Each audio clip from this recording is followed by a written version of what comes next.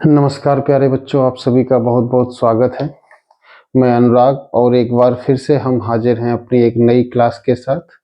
आज हम UP special की एक नई सीरीज चालू कर रहे हैं जो आपकी निकटतम परीक्षाओं के लिए बहुत लाभदायक हो सकती है। जैसे पुलिस का पेपर है, एसआई का पेपर है, आरओ का पेपर है या पीसीएस का पेपर है, सभी के लिए बहुत ही लाभदायक ये सीरीज रहने वाली है। तो इसके हर एक चैप्टर को, हर एक टॉपिक को बहुत ही ध्यान से पढ़िएगा। आज इसकी पहली क्लास में हम आपको यूपी से थोड़ा बहुत परिचय करवाएंगे। यूपी क्या है, कैसे है, इस पर अपनी बातचीत होगी। ठीक है, देखिए तो ये यूपी का नक्शा है। पहले थोड़ा सा इसके जो है जिलों को देखेंगे। आपको सारे जिले ना पता हो, लेकिन कम से कम किनारे के जिले ऐसे पता हो जिनसे आप इनके पड़ोसी राज्यों का पता लगा सकें या देश का पता लगा सकें। इतनी नॉलेज तो आपको होनी चाहिए। देखिए, सबसे उत्तरी जिला सहारनपुर है हमारा। ठीक है, सबसे उत्तरी जिला कौन है? सहारनपुर है।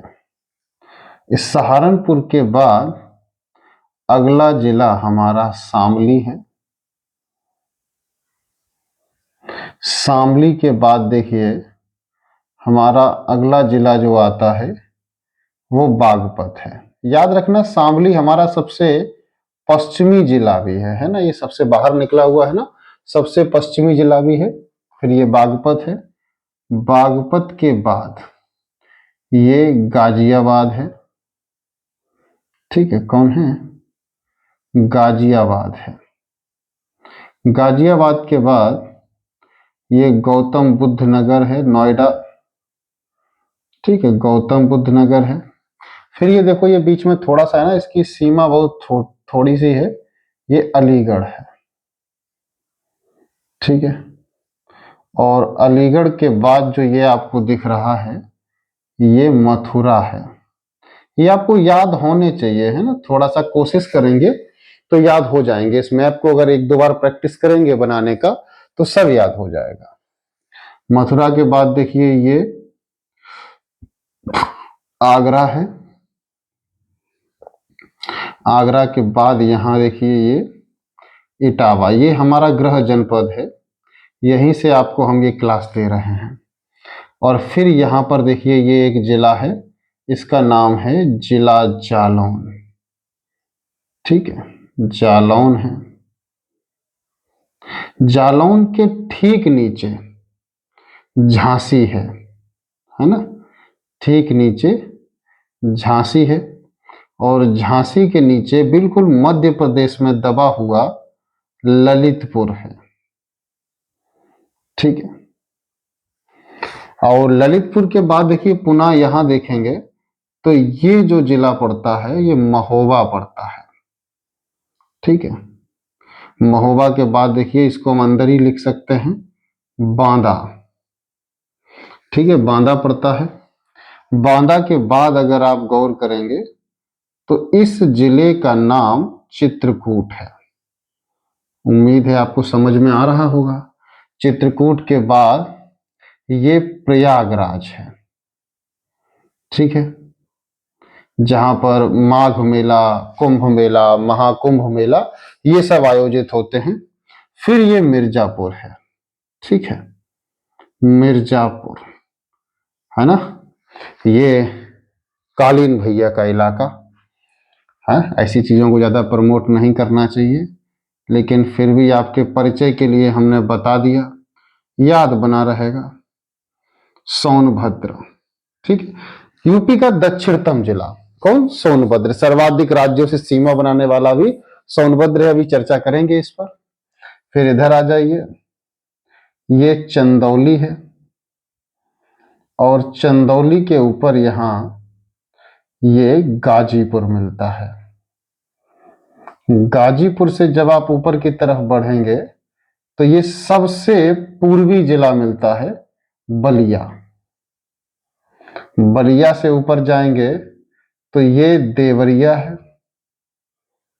देवरिया के ऊपर बढ़ने पर आपको महाराजगंज मिलता है।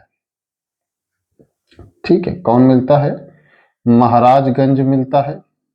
महाराजगंज से ऊपर आपको सिद्धार्थ नगर मिलता है। ठीक है, और सिद्धार्थ नगर के बगल में ही आपको ठीक एक जिला मिलता है जिसका नाम है बलरामपुर। ठीक है, बलरामपुर है। बलरामपुर के ठीक बगल में यहां पर देखिए बलरामपुर पड़ता है, और बलरामपुर के ठीक बगल में जो है एक आ जाता है जिला श्रावस्ती। ठीक है, कौन आ जाता है? श्रावस्ती। तो ये महाराजगंज है। कुशीनगर रह तो नहीं गया? हाँ देखो, एक रह गया है।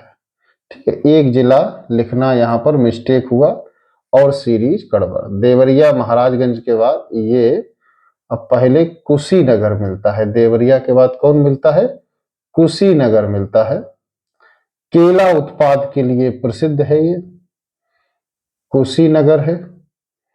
कुशीनगर के ऊपर यहाँ ये महाराजगंज। देखो नक्शा अगर आपको आता है तो ये एक आपके लिए फायदा होता है कि जैसे अगर आप खुद भी कोई पॉइंट अगर इन द केस मिस्टेक लिख गए हैं तो एक दो कदम आगे चलेंगे और आपको आभास हो जाएगा कि हम गलत जगह आ गए हैं, और गलत जगह आने का मतलब हम पीछे कोई गलती करके आए हैं। ठीक है, इसीलिए मैप से पढ़ाई सबसे अच्छी होती है। महाराजगंज के बाद देखिए अब कौन है? सिद्धार्थ। ठीक है, सिद्धार्थ नगर आता है, और उसके बाद बलरामपुर आता है। बलरामपुर के बाद श्रावस्ती आता है, और इसके बाद बहराइच आता है। ठीक है, बहराइच के बाद लखीमपुर खीरी आता है। शॉर्ट में हमने इसको खीरी लिख दिया है, पूरा लखीमपुर खीरी है। और उसके बाद पीलीभीत आता है। पीलीभीत जिला, अच्छा आप जानते हैं ना खीरी सबसे बड़ा जिला भी है क्षेत्रफल में, पीलीभीत आता है।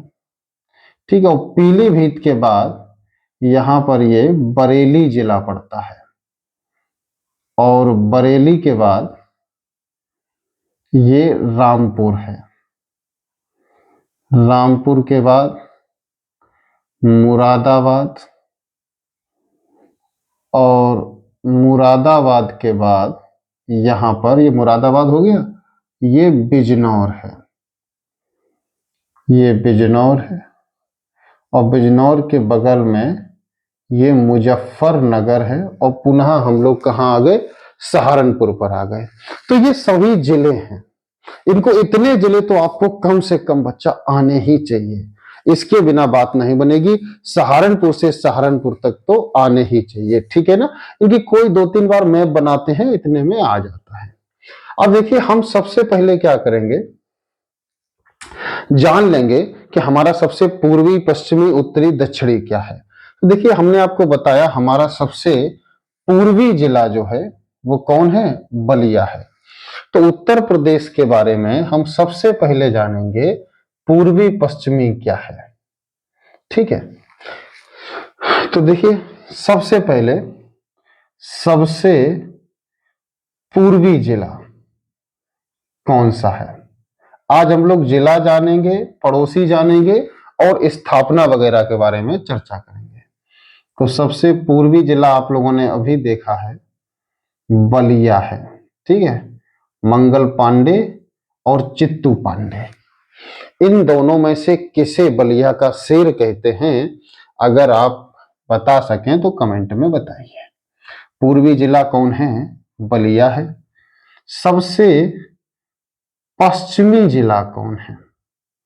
इस पर चर्चा करेंगे। सबसे पश्चिमी जिला जो है वो शामली है। ठीक है, आपको दिख रहा होगा सबसे पश्चिमी जिला कौन है? शामली है। ठीक है, इसके बाद सबसे उत्तरी जिला कौन पड़ता है? तो हमारा सबसे उत्तरी जिला जो है वो देखो उत्तर में ये सहारनपुर। अगर किसी को परेशानी है तो हम बता देते हैं, दिशाएं इस तरीके से लेते हैं, पूरब, पश्चिम, उत्तर और दक्षिण। सदैव इसी प्रकार से दिशाएं ली जाती हैं और इसी हिसाब से हमने पूरब पश्चिम लिया है और उत्तरी अभी ले रहे हैं। तो ये कौन है? सहारनपुर है। ठीक है, सहारनपुर है। अब दक्षिणी जिला देखेंगे कौन है, और हमारा सबसे जो दक्षिणी जिला है बच्चों, ये सोनभद्र है। आप ध्यान से नक्शे में देखेंगे तो आपको सोनभद्र मिल जाएगा। सोनभद्र देखिए हमारा सबसे दक्षिणी जिला है ना, इससे नीचे कोई नहीं है। तो हमारा सबसे दक्षिणी जिला कौन है? सोनभद्र है। तो हमें सबसे पूर्वी, पश्चिमी, उत्तरी और दक्षिणी जिला तो पता चल गया। इसके बाद दूसरी जरूरी चीज जो हमें पता होनी चाहिए वो क्या है? तो बच्चा दूसरी चीज हमको पता होनी चाहिए कि हमारे आजू बाजू में कौन है।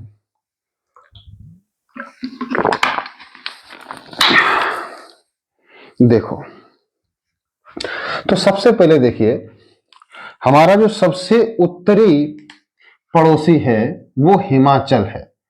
तो सहारनपुर जो हमारा है ये हिमाचल से सीमा बनाता है। ठीक है, संभवतः आपको ये चीज न दिख रही हो तो हम बता देते हैं, ये सहारनपुर है और ये हिमाचल प्रदेश से सीमा बनाता है। और दरअसल ये एक तरफ हिमाचल से सीमा बना रहा है, इधर ये उत्तराखंड से सीमा बनाता है। ठीक है, इधर हम लिख देते हैं किससे बना रहा है? उत्तराखंड से सीमा बना रहा है। और इधर इस साइड इसके ये हरियाणा की सीमा यहां से चालू हो जाती है। तो देखिए हम इसको डॉटेड कर देते हैं, यहां से लेकर के और ये आपका मथुरा, मथुरा तक आएगा। ठीक है, मथुरा तक। बोलो समझ में आ गया? तो ये टोटल क्षेत्र कौन सा है? हरियाणा है। ठीक है, आपको याद रहेगा ये हमारा पड़ोसी यानी हमारा पश्चिमी पड़ोसी बच्चा कौन है? हरियाणा हमारा पश्चिमी पड़ोसी रहता है। हमारा उत्तरी पड़ोसी कौन है? हिमाचल प्रदेश है। ठीक है, और कौन है? उत्तराखंड है। लेकिन एक बात, हमारे जो है बागपत में, पूरे गाजियाबाद में और आधे गौतम बुद्ध नगर में, ये जो क्षेत्र है ये हमारा राजधानी क्षेत्र दिल्ली पड़ता है। दिल्ली, नई दिल्ली दोनों यही है। ठीक है, वैसे हम लोग जो कनेक्टेड हैं वो पुरानी दिल्ली से कनेक्टेड है। ठीक है ना? तो ये हमारा कौन पड़ता है? कैपिटल एरिया जो है देश का दिल्ली पड़ता है। इस वजह से आपको याद रखना पड़ेगा कि ये जो गाजियाबाद है, जिला गाजियाबाद हरियाणा से सीमा नहीं बनाता है। याद रहेगा, गाजियाबाद हरियाणा से सीमा नहीं बनाता है, क्योंकि ये किससे ढका हुआ है? तो यहां हम लिख देंगे ये दिल्ली से ढका हुआ है। बोलो बात क्लियर हो गई?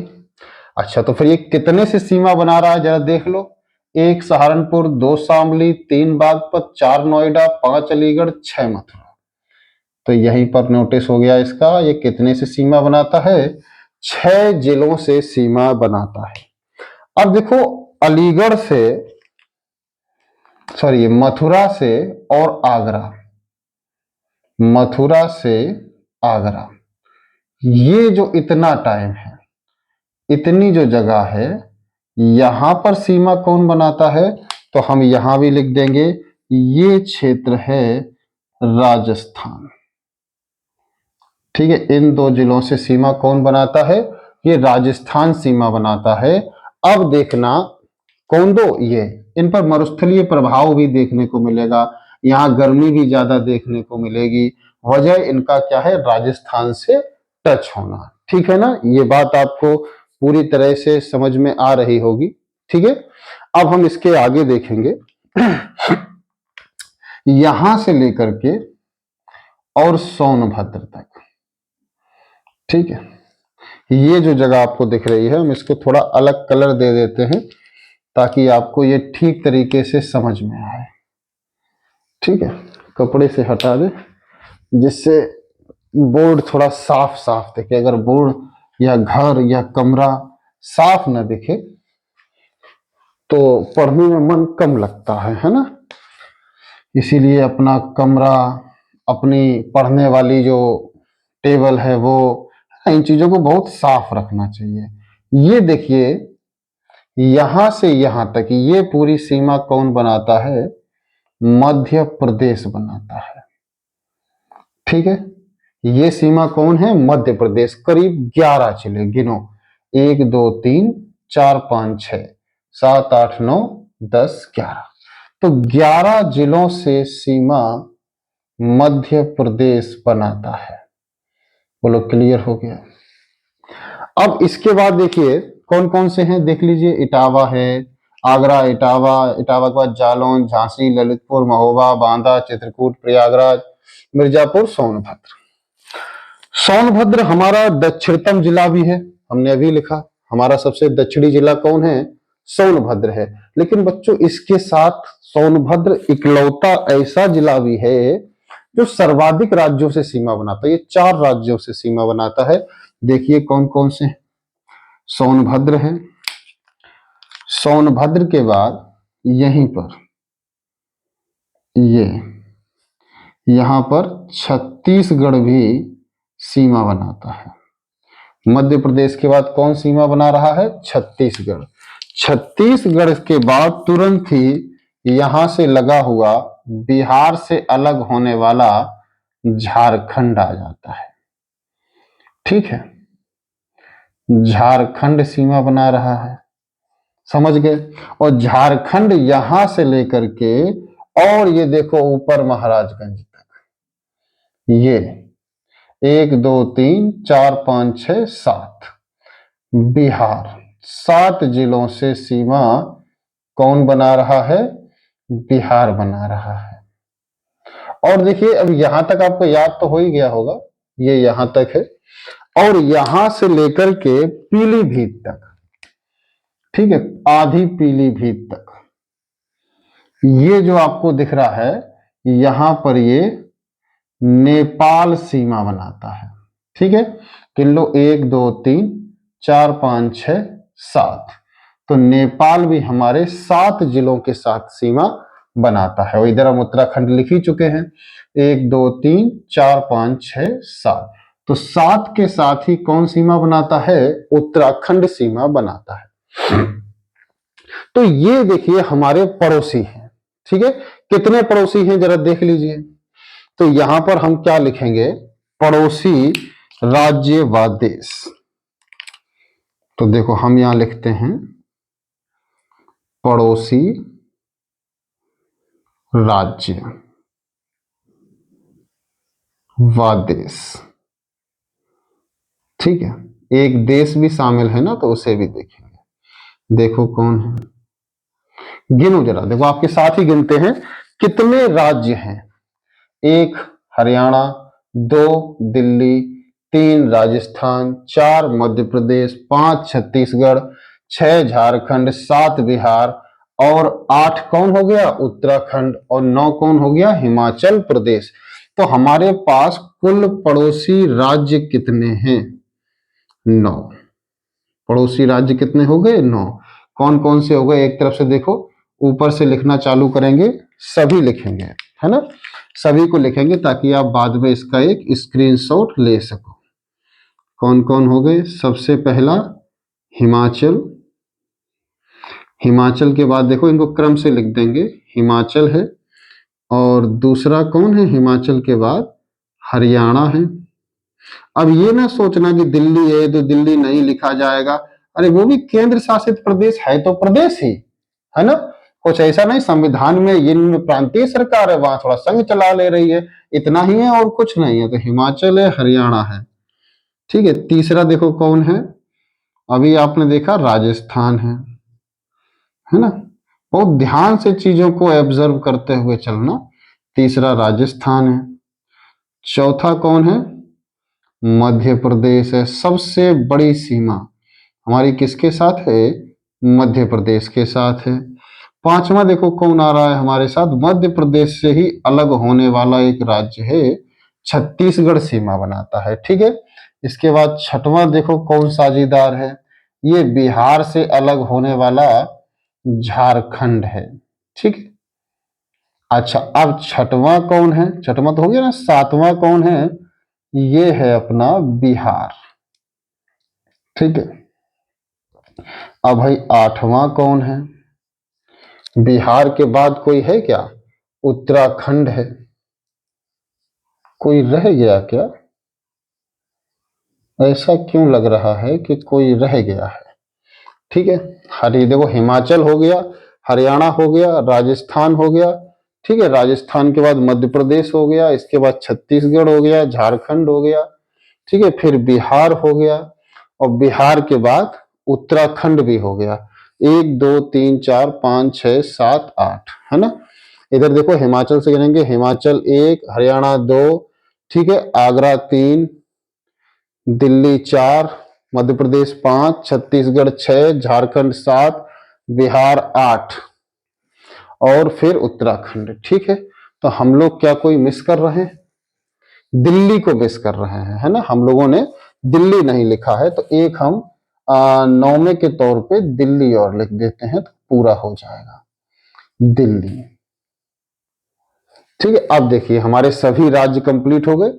अब इसमें सबसे बड़ा पड़ोसी कौन है और सबसे छोटा, यानी सबसे छोटी सीमा किसकी है, तो देख लीजिए हमारी सबसे जो छोटी सीमा लगती है वो यहाँ पर छत्तीसगढ़ या हिमाचल प्रदेश। तो याद रखना हमारी सबसे छोटी सीमा हिमाचल प्रदेश के साथ लगती है। ठीक है, तो ये हमारा एक तो उत्तरतम पड़ोसी है। ठीक है, क्या है, उत्तरतम पड़ोसी है। और प्लस दूसरी चीज क्या है, छोटी सीमा लगती है। कैसी सीमा लगती है इसके साथ, छोटी सीमा लगती है। हमारी सबसे बड़ी सीमा किसके साथ लगती है, मध्य प्रदेश के साथ हमारी सबसे बड़ी सीमा लगती है। हमारी सबसे जो बड़ी सीमा लगती है वो मध्य प्रदेश के साथ लगती है। ठीक है, अच्छा इसके अतिरिक्त हम सभी के जिले भी लिख देंगे, हिमाचल 1, हरियाणा 6, राजस्थान 2, मध्य प्रदेश 11, छत्तीसगढ़ 1, झारखंड 1, बिहार 7, उत्तराखंड 7, दिल्ली 3। अब देखो ये आपका HW है, आप अपने नोट्स में इन सभी को पूरा पूरा कंप्लीट करें कि कौन किससे सीमा बनाता है। ठीक है ना। अब देखो हमें तो पूरा मैप याद है, आप भी ये मैप याद करेंगे, आपको सब तुरंत याद हो जाएंगे कौन कहां सीमा बना रहा है। ठीक है, तो ये देखिए कौन हो गए, हमारे राज्य पड़ोसी हो गए, और एक हमारा देश पड़ोसी है, तो यहां हम उसको भी लिख लेते हैं, है ना। हमारा जो है कितने, 7, 1 2 3 4 5 6 7, 7 जिले, 7 जिले नेपाल से सीमा बनाते हैं। ठीक है, क्या करते हैं, नेपाल से सीमा बनाते हैं। बोलो क्लियर हो गया, 7 जिले नेपाल से सीमा बनाते हैं। तो ये देखिए आपको पूरा स्ट्रक्चर क्लियर हो गया। ठीक है ना, पूर्वी पश्चिमी जिले क्लियर हो गए, हमारे पड़ोसी क्लियर हो गए। अब इसके साथ ही आपको एक दो चीजें और क्लियर कर लेनी है कि यूपी की स्थापना वगैरह जो है उसको और देख लेते हैं। ये हमारा तीसरा और अंतिम टॉपिक रहेगा आज का। इसका आप एक स्क्रीनशॉट ले लीजिए ताकि हम कुछ चीजों को यहां से बिगाड़ सकें। ठीक है ना, देखो ये वाला अब हम साफ कर देते हैं।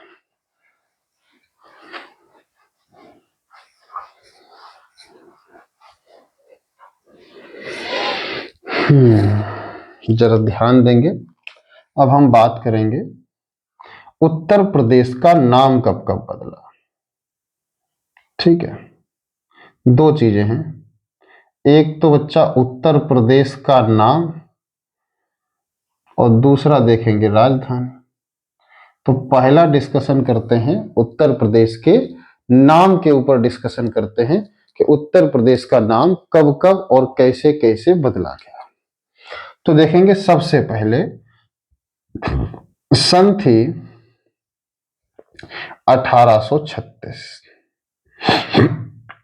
उस समय नाम हुआ करता था उत्तर पश्चिम का सीमा प्रांत।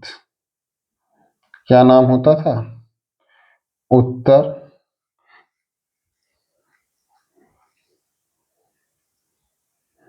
ठीक है, उत्तर पश्चिम का सीमा प्रांत, ये नाम था उस समय 1826 में। ठीक है, इसके बाद देखिए फिर क्या हुआ, 1877 में नाम बदला और नाम क्या हो गया बच्चा? नाम हो गया उत्तर पश्चिम का सीमा प्रांत। ये नाम तो वैसे ही रहा, उत्तर पश्चिम का सीमा प्रांत ही रहा, लेकिन थोड़ा सा नाम इसमें और जोड़ दिया, वा अवध।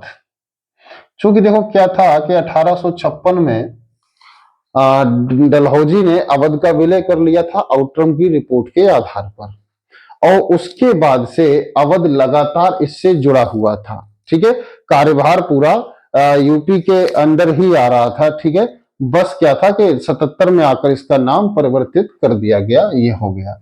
अब 1877 के बाद इसका नाम फिर से बदला गया 1902 में। 1902 में नाम हो गया इसका आगरा व अवध का संयुक्त प्रांत।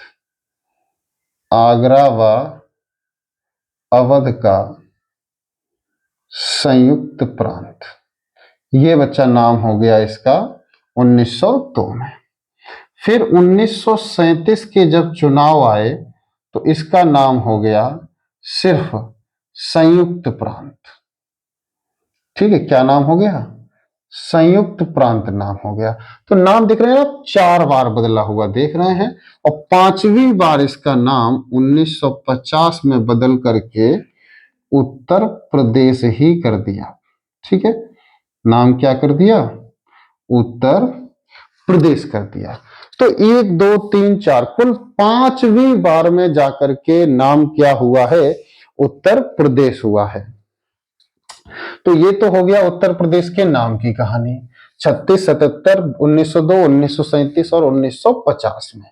अब थोड़ी सी चर्चा और कर लीजिए इसकी राजधानी के बारे में, कि इसकी राजधानी कब कब कैसे कैसे बदलती रही। ठीक है, देखते हैं। तो देखो ये लाइन कुछ ठीक नहीं लग रही, ऐसा ठीक है। ठीक है, राजधानी देखिए, तो सबसे पहले वही 1836 ही आए। 1836 में इसकी जो राजधानी देखने के लिए मिलती है वो आगरा मिलती है। ठीक है, 1836 में कहाँ रहती है? आगरा रहती है, लेकिन 1858 में ये राजधानी बदल जाती है। यानी 1857 की क्रांति के अगले ही साल ये राजधानी यहां से स्थानांतरित हो जाती है और प्रयागराज पहुंच जाती है, यानी तात्कालीन इलाहाबाद। ठीक है, और अब के कहें तो प्रयागराज में राजधानी बच्चा कब आ गई? 1858 में राजधानी प्रयागराज आ गई। इसके बाद सन आती है 1920, और 1920 में बच्चा इसकी राजधानी लखनऊ आ जाती है। और ये राजधानी पूरी तरह से नहीं थी, ये राजधानी कैसी थी? आंशिक रूप से आई थी। ठीक है, कैसे आई थी? आंशिक रूप से ये राजधानी लखनऊ आई थी, और ये 1935 का जिस साल अधिनियम आया है उसी साल बच्चा ये राजधानी लखनऊ में पूरी तरह से शिफ्ट हो गई थी, पूर्णतः शिफ्ट हो गई। यहां से प्रश्न बनने के चांस ठीक ठाक रहते हैं।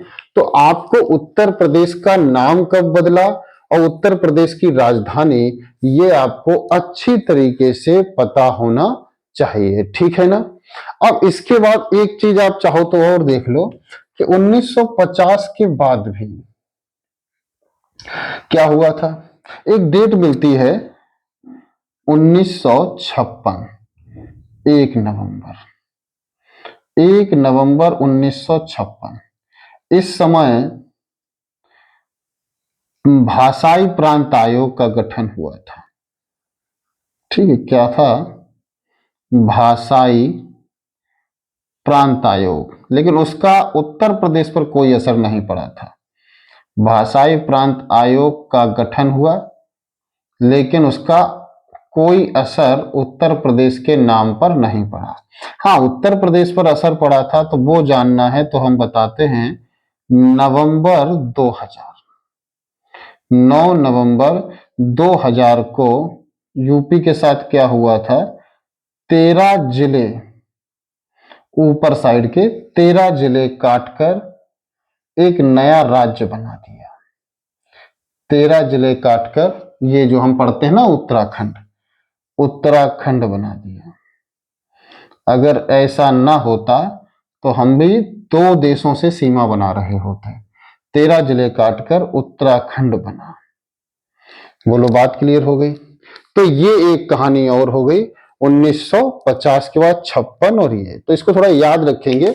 36 में उत्तर पश्चिम सीमा प्रांत है, 77 में उत्तर पश्चिम सीमा प्रांत व अवध है, और उसके बाद 1902 में आगरा अवध का संयुक्त प्रांत है, और 37 में पूरा संयुक्त प्रांत है। 50 में उत्तर प्रदेश है, 56 में परिवर्तित नहीं है, और 9 नवंबर 2000 में 13 जिले काट करके उत्तराखंड बना दिया जाता है। राजधानी भी आपने देख ली, 36 में आगरा रहती है, 58 में प्रयागराज आती है, 20 में लखनऊ आंशिक होती है, और 35 में लखनऊ पूर्णतः हो जाती है। तो ये कहानी उत्तर प्रदेश की हो गई। आपने उत्तर प्रदेश के जिले जाने, इसके बारे में और चीजें जानी, जैसे ये सोनभद्र के बारे में जाना। एक फैक्ट इसका ये रह गया है, तो इसको नोट करके लिख जरूर लेना। देखो, हम यहाँ लिख इसीलिए दे रहे हैं कि आप भूल ना जाओ। स्क्रीनशॉट लो तो सब कुछ आपको याद रहे कि 4 राज्यों से सीमा बनाने वाला जिला कौन है। 4 राज्यों से सीमा बनाने वाला जिला, ठीक है, कौन है? ये सोनभद्र है। ठीक है, याद रह जाएगा ना, कौन है? सोनभद्र है। यहीं पर आपका अनपरा प्लांट यहीं पर लगा है, ओबरा प्लांट यहीं पर लगा है। तो ये बहुत इंपॉर्टेंट जिला सोनभद्र भी आगे रहने वाला है। तो इन सब चीजों को आज आप तैयार करेंगे। हम कल पुनः हाजिर होंगे एक ऐसी ही नई क्लास के बारे में। कल यूपी का प्रशासनिक तंत्र देखेंगे क्या है। उम्मीद है ये क्लास आपके लिए लाभदायक सिद्ध होगी, है ना? ऐसे ही, और कोई भी प्रश्न है तो आप कमेंट में पूछ सकते हैं, मैं सभी का आंसर दूंगा, है ना? और इसको देखते रहिए, है ना? और क्या ही कह सकते हैं, हो सके तो लाइक शेयर भी करते रहिए। पहली बार देख रहे हैं तो सब्सक्राइब कर लीजिए। कल फिर क्लास का नोटिफिकेशन आ जाएगा, है ना? अपनी लाइब्रेरी में बैठ के, घर में बैठ के, कमरे में बैठ के अच्छी तरीके से क्लास को पढ़िए और बेहतर परीक्षा दीजिए और बहुत सुखद परिणाम पाइए, है ना? तब तक के लिए नमस्कार, हम चलते हैं। आप बहुत ज्यादा खुश रहिए, स्वस्थ रहिए, और व्यस्त तो बहुत ज्यादा रहिए, है ना? क्योंकि जो व्यस्त नहीं रहते हैं उनका दिमाग बहुत फालतू चीजों में चलता है। ठीक है ना बच्चों? नमस्कार।